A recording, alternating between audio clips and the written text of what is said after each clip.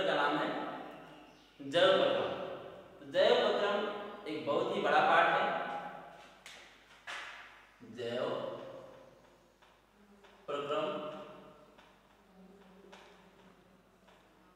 ये एक बड़ा पार्ट। इसमें पहले जो बुक्स होती थी उनमें करीब 15 से 16 चैप्टर होते थे।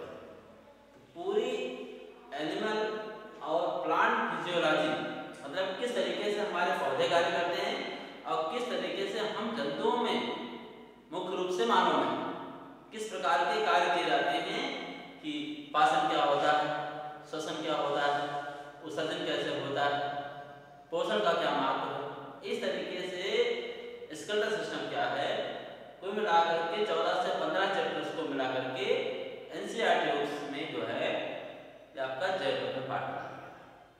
तो इसमें बहुत चैप्टर है। तो जैव प्रक्रम में क्या है कि पहले हम देखेंगे कि कौन कौन सी चीजें इसमें हमको पढ़नी है। वो सबसे पहले हम बात करते हैं एनिमल के बारे में। एनिमल में क्या होगा, इसमें मुख्य रूप से ह्यूमन के बारे में पढ़ेंगे इसमें, क्योंकि हमको फिजियोलॉजी पढ़नी है, उसके बाद पढ़नी है ह्यूमन के बारे में। मानव में किस प्रकार से क्या होता है, तो सबसे नंबर एक क्या हमारा न्यूट्रिशन देखें। एक सिंपल है आपका जैसे कि पोषण क्या है।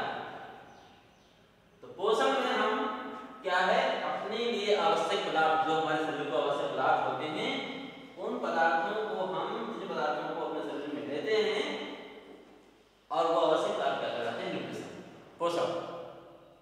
अब बात करते हैं तो दूसरा है, इसे बहुत चीजें पढ़नी है कि कौन से माइक्रो न्यूट्रिएंट होते हैं, कौन से मैक्रो होते हैं, किनकी आवश्यकता कम होती है, किनकी ज्यादा होती है, इन सबको पढ़ना है। जैसे कि हर किसी की इकाई को इसमें पढ़ना है, इस वाले बात में, इसमें न्यूट्रिशन वाले कि जैसे अमीनो एसिड।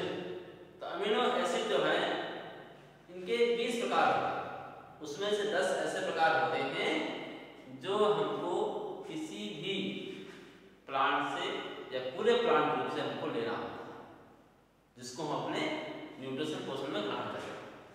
और 10 प्रकार के अमीनो अम्लों का निर्माण हमारी बॉडी स्वयं जो है करती है। तो ये आपका होगा पहले न्यूट्रिशन। फिर दूसरा आता है आपका, तो पहले न्यूट्रिशन करेंगे, उसके बाद में क्या होगा, उसको हमको डाइजेस्ट करना होगा।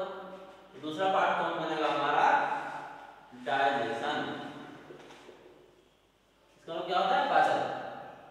तो किसी पदार्थ को जब तक हम इसको उसका पाचन नहीं करेंगे तब तक वो हमारी बॉडी में एब्जॉर्ब, अवशोषित नहीं होगा। अवशोषित नहीं होगा तो उसका वो हमारे कोशिकाओं तक नहीं पहुंच पाएगा।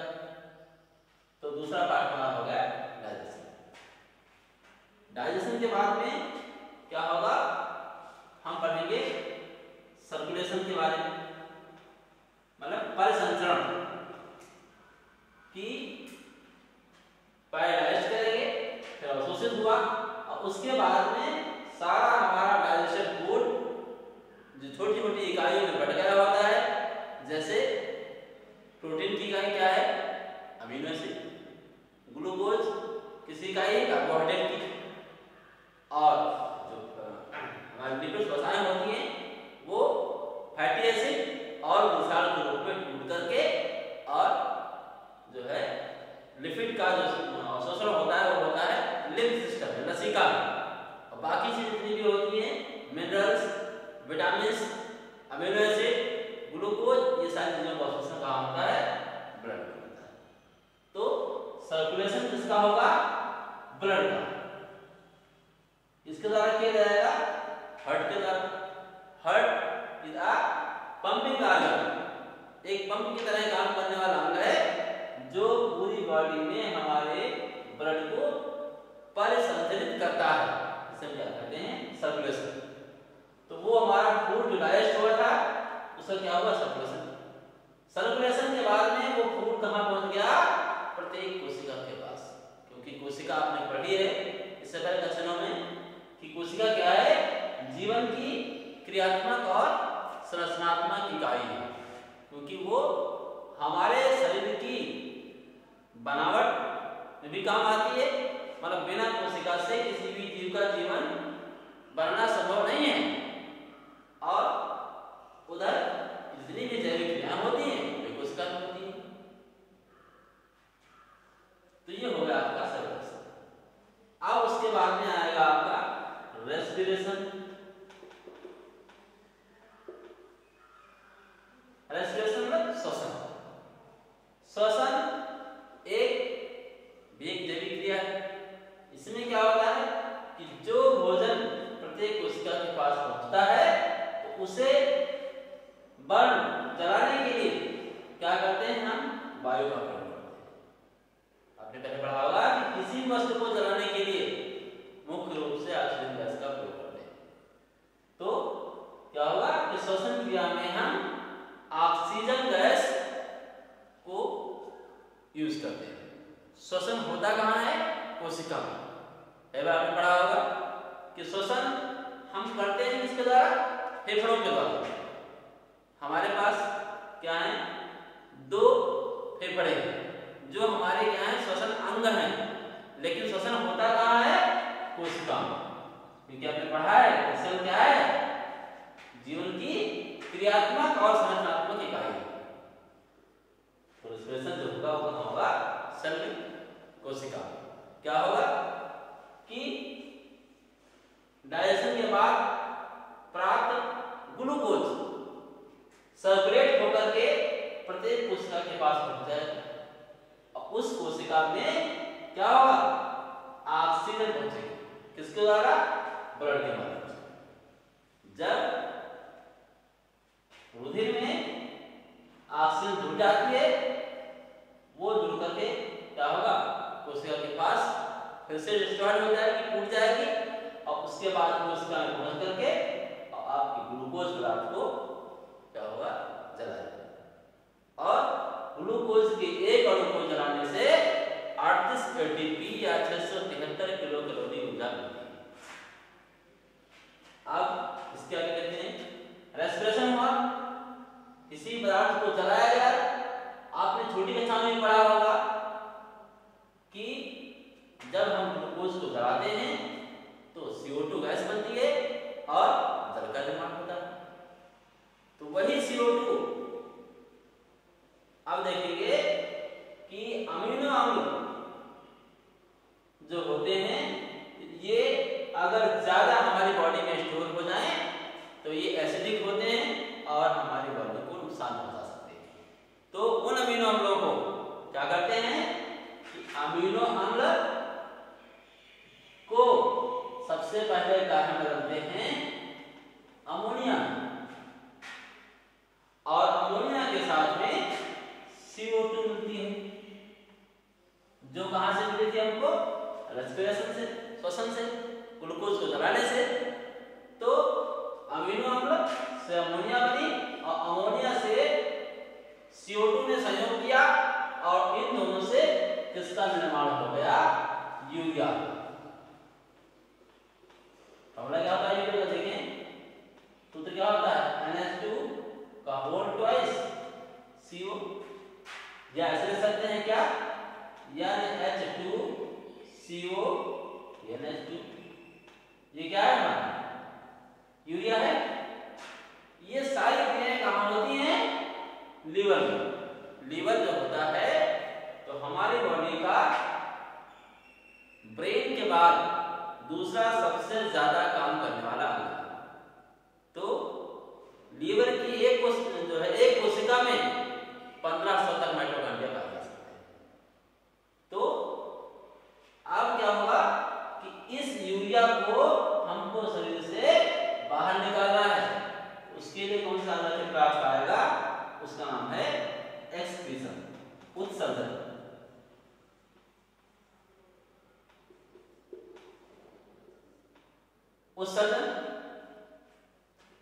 उत्सर्जन में क्या है, परिभाषा मुख्य रूप से क्या होगी कि हमारे शरीर की जैविक क्रियाओं के बाद कुछ विषैले या अपशिष्ट पदार्थों को शरीर से बाहर निकालने की प्रक्रिया उत्सर्जन कहलाती है। तो उत्सर्जन में क्या होगा, जैसे यूरिया कहाँ बना, लीवर में,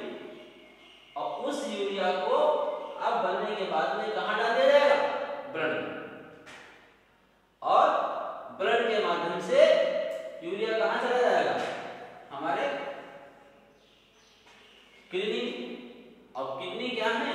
मुख्य रूप से हमारे उत्सर्जी अंग हैं जो सेम के बीज के आकार के होते हैं, जो मानव की एब्डोमेन कैविटी मतलब उदर गुहा में मिलते हैं। तो मिलते हैं और इनमें एक एक किडनी में 10 लाख तक की छोटी छोटी सदियां होती हैं और जिनके माध्यम से हम क्या करते हैं?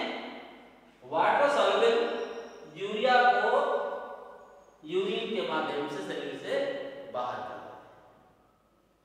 तो पूर्ण जो उत्सर्जन है वो आप जब इस पाठ में डिटेल में पढ़ेंगे तो आपको बताया जाएगा। तब तक के लिए जो है इसमें हम शॉर्ट कट में बता सकते हैं। ठीक है, उत्सर्जन हो गया तो ये छोटी छोटी चीजें हो गई। अब एक पाठ और पढ़ते हैं, इसका नाम है स्केलेटल सिस्टम, कंकाल तंत्र। इसे मुख्य रूप से पहला पाठ ये होना चाहिए क्योंकि स्केलेटन किसी भी जीव के शरीर को बनाने के लिए सबसे आवश्यक क्या है? कंकाल। अगर कंकाल नहीं है तो कोई भी आर्गन उसके अंदर सुरक्षित नहीं रह सकता या उसको ढांचा देने के लिए स्केलेटन का सबसे पहले प्रयोग होता है। अब स्केलेटन को चलाने के लिए आपने देखा होगा कि हाथ होता है, हाथ के ऊपर अगर मसल्स नहीं है तो भी क्या है? हाथ नहीं काम करेगा। तो इसके लिए हम पढ़ते हैं एक दूसरा पार्ट जिसका नाम है मस्कुलर सिस्टम, पेशी तंत्र। आपने देखा होगा कि कुछ छोटी छोटी बीमारियां या बड़ी बीमारियां का सकते को हम पैरालिसिस। तो पैरालिसिस में क्या होता है कि हमारे नर्व इंपल्स काम करना बंद कर देती हैं और ब्रेन के जो मोटर पार्ट्स होते हैं उनके ना काम करने से हमारी मांसपेशियां जो होती हैं वो चलना बंद हो जाती है। जैसे अगर ये हाथ ऐसे है हमारा, इसको हमको उठाना है तो इसकी जरूरत लगेगी पेशियों की। तो पेशी के बिना कोई भी स्केलेटल सिस्टम सक्सेसफुल नहीं है। इस तरीके से क्या होगा? हमारा मस्कुलर सिस्टम होगा। पेशियों के कई प्रकार होते हैं, आपने पढ़ा होगा। पहला प्रकार क्या होता है? वॉलंटरी मसल्स, जिन्हें कहते हैं ऐच्छिक पेशियां। और दूसरा प्रकार क्या है? इनवॉलंटरी, अनैच्छिक। ऐसी पेशियां जो हमारी इच्छा से नहीं चलती हैं, जैसे हमारी क्या है? आईलिड, आंख की पलक, या गैस्ट्रिक मसल्स जो पेट में पेशियां होती हैं। पेट में पेशियां जो होती हैं उनमें किस तरीके से पेरिस्टाल्सिस प्रोसेस होता है, इसके लिए हम आपको लेक्चर में पढ़ाएंगे। तो ये हो गया हमारा। अब एक क्लास का और बचा, वो कौन सी है? हार्ट मसल्स, हृदय पेशियां। हमारा हृदय जो है वो कैसा है? मायोजेनिक। मायोजेनिक का मतलब ये है कि हृदय हमारा का बना होता है मांसपेशी। तो इस तरीके से अगला पार्ट हमारा है क्या हो रहा है? Integumentary system.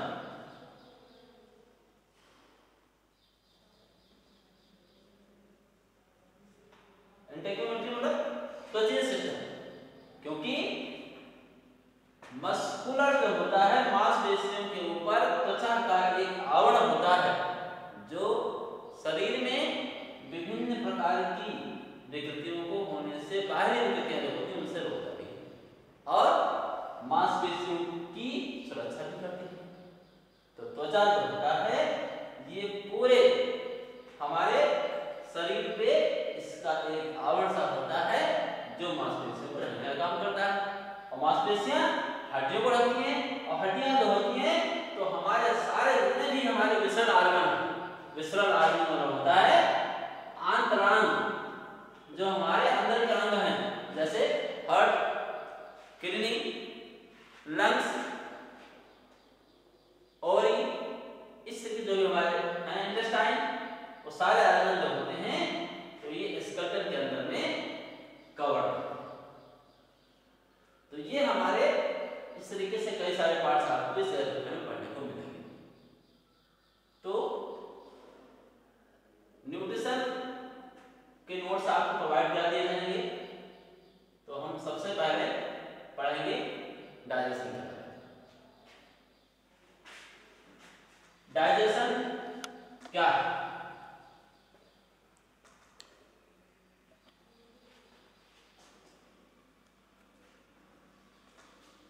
डाइजेशन एक क्या है?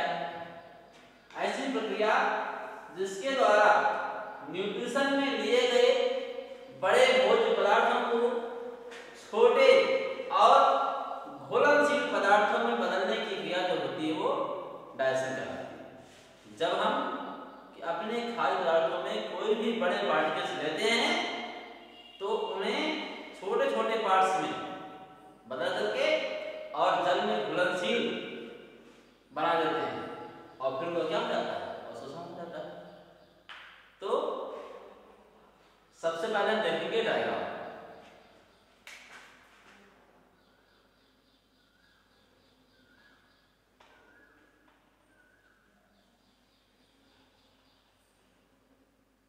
क्योंकि जीव विज्ञान में आपको डायग्राम बनाना बहुत ही जरूरी है।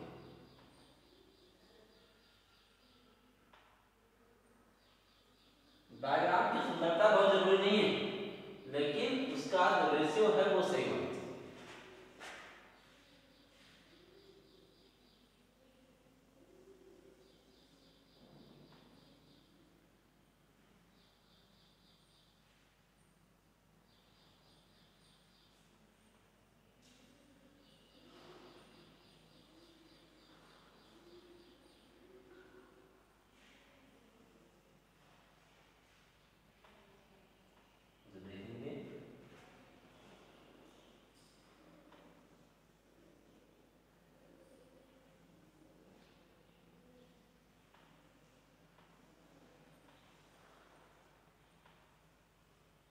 डायग्राम जो होते हैं बायोलॉजी में हमको ज्यादा सुंदर बनाने की जरूरत नहीं। एक सिंपल सा डायग्राम मैंने आपको दिया है, देखेंगे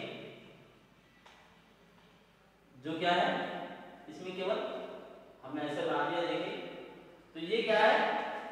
ये हमारा मान लीजिए आप क्या है? माउथ। माउथ जो है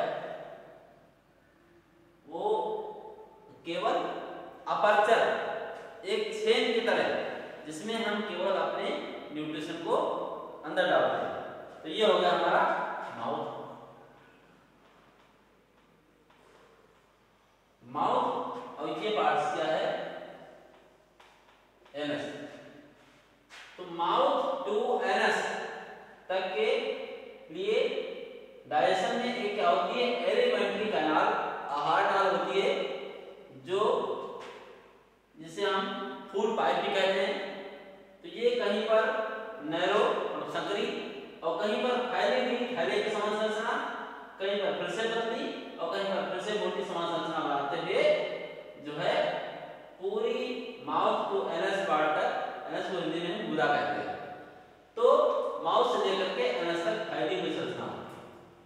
क्या होता है कि सबसे पहले हम किसी भी फूड पार्टिकल्स को या फूड मटेरियल्स को अपने माउथ के द्वारा एंटर करते हैं। अब क्या होता है कि यहाँ पर हमारे पास जबड़े होते हैं। जबड़ों के माध्यम से हम क्या करते हैं?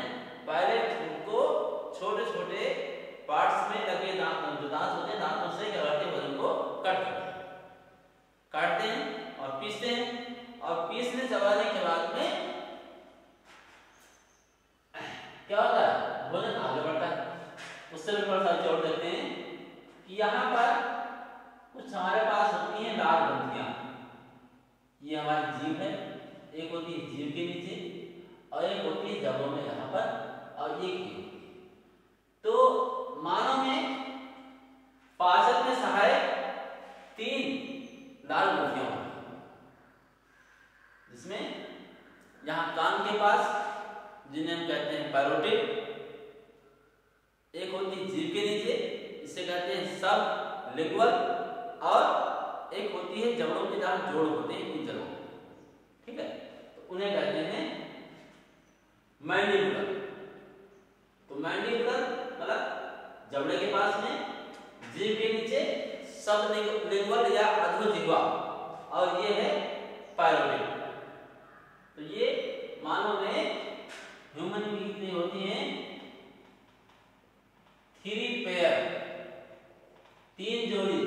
क्या होती हैं? लाल ग्रंथियां, सलाइवरी ग्लैंड, 3 ग्रंथियां होती हैं जो क्या करते हैं जब हम भोजन को अपने मुख में चबाते हैं, ये क्या है? मुख गुहा या बक्कल कैविटी, कैविटी माने क्या होता है? गुहा होती है। तो बक्कल कैविटी में क्या होता है कि लाल ग्रंथियों से क्या निकलती है? लाल निकलती है। लाल ग्रंथियों का जो श्रावण होता है वो कैसा होता है? एक्सोक्राइन। एक्सोक्राइन का मतलब है कि इनका जो सेक्रेशन होगा वो रुधिर में ना होकर के इनके पास खुद की एक पाइप होती है और वो पाइप किसी विशेष अंग के पास खुलती है और वहीं पर जो सलाइवा या लाल होती है वो आपके माउथ में निकलती है,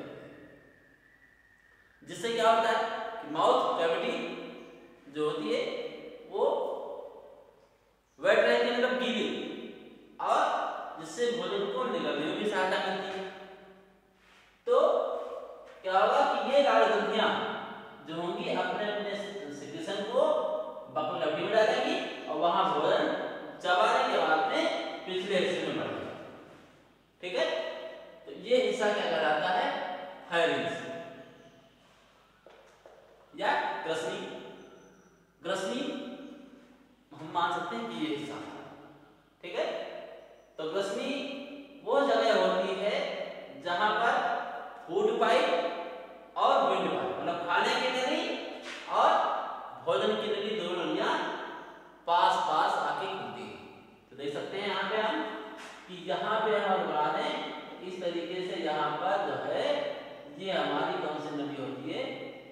ये है विंड पाइप। विंड माने हवा, विंड पाइप या जो है श्वास नली, और ये हो गई हमारी फूड पाइप।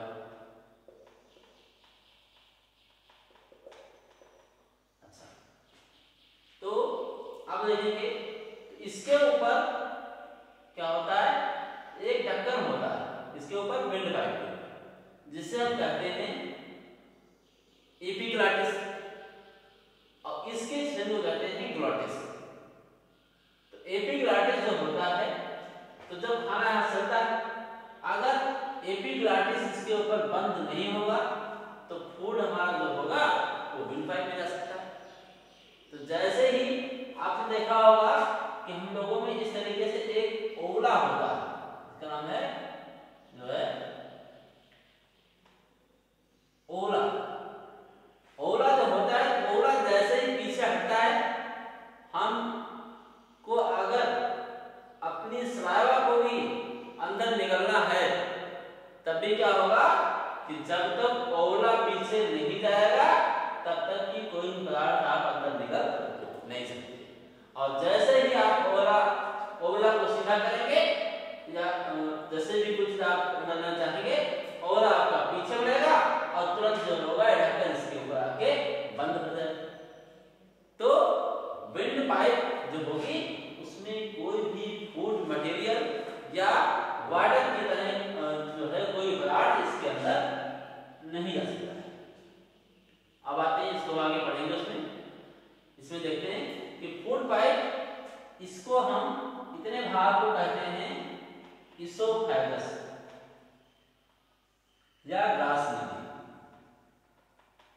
नामकरण हम इंग्लिश में कर रहे हैं, लेकिन ये नामकरण आपकी किताब में आपको हिंदी में मिल जाएंगे, इंग्लिश में आगे आपको आसान रहेंगे, इसलिए इंग्लिश में मिल रहा है। ठीक है, तो इसोफेगस कहलाता है। अब आते हैं यहाँ पे ये हमारा है स्टमक, मतलब पेट। पेट आपने सामान्य रूप से देखा होगा कि हम क्या कहते हैं, ये हिस्सा हमारा पेट। पेट ये नहीं है, ये हमारा क्या है? एब्डोमेन एरिया है, उदर भाग। अब इसको हम थोरैक्स या वक्षभाग कहते हैं। ठीक है, तो डायाफ्राम के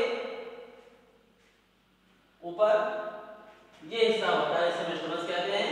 अब इसमें इस तरीके से 2 छल्ले होते हैं जिन्हें हम इंस्फिंक्टर के नाम से जानते हैं।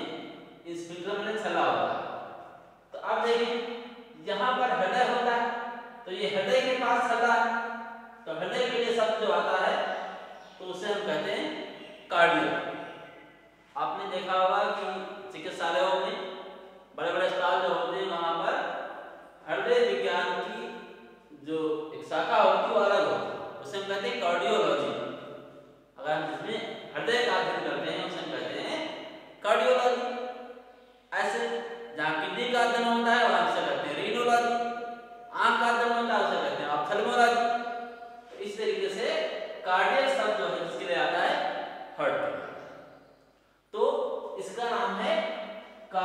कार्डियक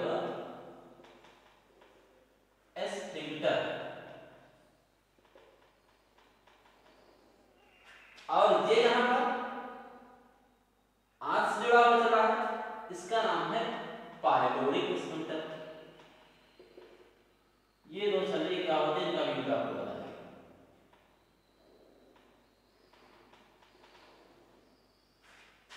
तो ये दो स्फिंक्टर, जब तक क्या होगा कि खाना यहां से आ गया और कहां पहुंच गया, स्टमक में। स्टमक में खाना पहुंचने के बाद में कार्डियक स्फिंक्टर पूर्ण तरीके से बंद हो जाता है। क्या होगा कि अब इसमें पेट में क्या होगी, जठर ग्रंथियां, जिन्हें हम कहते हैं इसमें गैस्ट्रिक ग्लैंड, गैस्ट्रिक ग्लैंड कहा जाता है। ये ग्लैंड जो होती है, इनसे क्या निकलता है, गैस्ट्रिक जूस या जठर रस। उस जठर रस में लगभग 3% जो है वो HCl होता है। HCl को आपने पढ़ा होगा रसायन विज्ञान में, हाइड्रोक्लोरिक एसिड। तो हाइड्रोक्लोरिक एसिड एक क्या है, उच्च अम्ल, जो भोजन को अम्लीय बनाता है। तो अम्लीय में क्या होगा कि अगर जब भी हम अपने भोजन को ले रहे हो तो उसमें जो भी बैक्टीरिया, फंजाई और भी अन्य हार्मफुल सब्सटेंसेस जो भी हमारे फूड में आ जाए, तो क्या होगा कि उनको नष्ट करने के लिए जो है गैस्ट्रिक ग्लैंड से गैस्ट्रिक जूस निकलता है, और उसमें HCl होता है। अब क्या होगा यहाँ पे कि जो फूड होगा उसका pH मान 2 से 3 हो जाता है, और 2 से 3 वाला जिसका pH मान होता है, सरकार ने आपको पढ़ा होगा pH मान के बारे में कि तो वो 2 से 3 pH वाला उच्च जो है अम्लीय होगा। अब अम्लीय होगा, अब क्या है, अगर पहले से जो आपने फूड दे रखा वो आपकी छोटी आंत में एब्जॉर्ब हो रहा है या उसका डाइजेशन हो रहा है, तो इसलिए आपका पाइलोरिक एस्फिंक्टर क्या होगा, बंद रहेगा। अब बंद रहेगा तो जब भोजन पूर्ण तरीके से अम्लीय हो जाएगा, और अम्लीय होने के बाद में छोटी आंत में बढ़ेगा। कुछ बनाते देखेंगे, यहाँ पे असाधारण बनाया है जिसका नाम है पैंक्रियाज। ये पत्ती के समान की संरचना है जिसे हम पैंक्रियाज या अग्नाशय कहते हैं। ये मिक्स ग्लैंड भी कहलाते हैं। मिक्स ग्लैंड का मतलब ये है कि ये जो है अपने सिक्रीशन को एक्सोक्राइन भी करती है और एंडोक्राइन भी करती है। डाइजेशन में एक्सोक्राइन का यूज होता है, मतलब ये अपनी पाइप ला करके और छोटी आंत के पहले वाले हिस्से में खुलती है, जो भोजन के पाचन में सहायता करता है, मतलब पचाते हैं। अच्छा, एक सूचना और है भाई, स्फिंक्टर को थोड़ा सा हम मिटा देते हैं और इसको अलग कर देंगे। यहाँ पे मैंने पढ़ा था कि लीवर जो होता है वो क्या है, सबसे ज्यादा काम करने वाला अंग। इसके बाद लीवर जो है, तो ये लीवर है हमारा। लीवर में इस तरीके से एक होता है पित्ताशय या गॉल ब्लैडर। पित्ताशय क्या है, एक तरीके से पित्त रस को अस्थायी रूप से भंडारित करने वाला, स्टोर करने वाला एक अंग है, जिसकी पाइप भी आकर के यहीं पर छोटी आंत में खुलती है।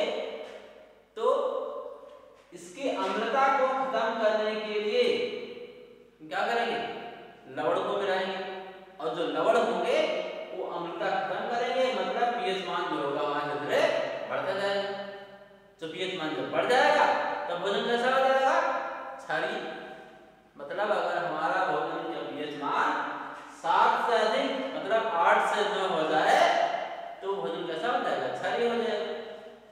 तो सोडियम टारोकोलेट और सोडियम ग्लाइकोकोलेट दो जो है इससे निकलने वाले क्या है, बाइल साल्ट। तो वो साल्ट क्या करेंगे, यहाँ पर भोजन के माध्यम को चेंज करेंगे और चेंज करने के बाद में जो भोजन होगा वो आगे बढ़ेगा और जब भोजन क्षारीय हो जाएगा तब क्षारीय माध्यम में ही भोजन का पाचन अधिक आसानी से हो सकता है। तो अब यहाँ पर जो है पैनक्रियास से निकलने वाला पैनक्रियाटिक जूस और आंत से निकलने वाला इंटेस्टाइनल जूस जो होगा वो भोजन को पूर्ण तरीके से पाचन करके छोटी आंत में पाचन हमारा पूरा हो जाता है। छोटी आंत के कई सारे पार्ट्स हैं, इसको हमने लिखा नहीं इसमें, आप चाहें तो क्लास में दे सकते हैं। छोटे से इसके पार्ट्स को दिए हैं यहाँ पे, इसको हम कहते हैं जेजुनम।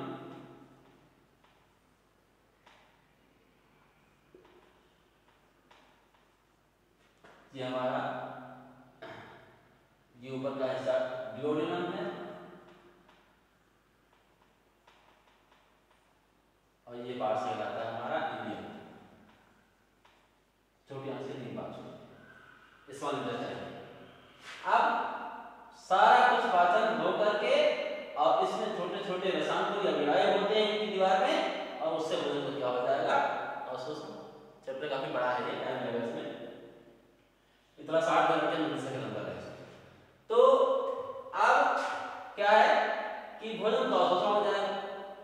अब क्या बचेगा, वाटर जो न्यूट्रिएंट के साथ में अवशोषित नहीं होगा उस वाटर का अवशोषण का होगा हमारी लार्ज इंटेस्टाइन। ये हमारी क्या है, लार्ज मतलब बड़ी आंत, लार्ज इंटेस्टाइन। और इस लार्ज इंटेस्टाइन में पूरे वाटर को एब्जॉर्ब कर लिया जाएगा और अब वाटर और फूड के डाइजेशन मटेरियल जो होगा वो सब कहाँ चला जाएगा, ब्लड में, और वो ब्लड के माध्यम से सर्कुलेट होगा और प्रत्येक कोशिका। अब क्या होगा उसको हम अगले पार्ट में पढ़ेंगे किस तरह से प्रोसेस का होता है। तो अब ये सारा जो है अवशोषण हो जाएगा। जिस भोजन का पाचन नहीं होगा वो अनडाइजेस्टेड फूड क्या होगा, बड़ी आंत से आगे बढ़ेगा और विभिन्न प्रकार के कोलोन के माध्यम से कहाँ जाएगा, इस भाग को हम कहते हैं रेक्टम। और रेक्टम में क्या होगा, वो क्या बन जाएगा, स्टूल। और स्टूल जो होगा रिटर्न के माध्यम से हम एनएस अपल्सर के माध्यम से क्या करेंगे, शरीर में बाहर। तो ये भी क्या है, विसर्जन। तो पाचन में हमने आपको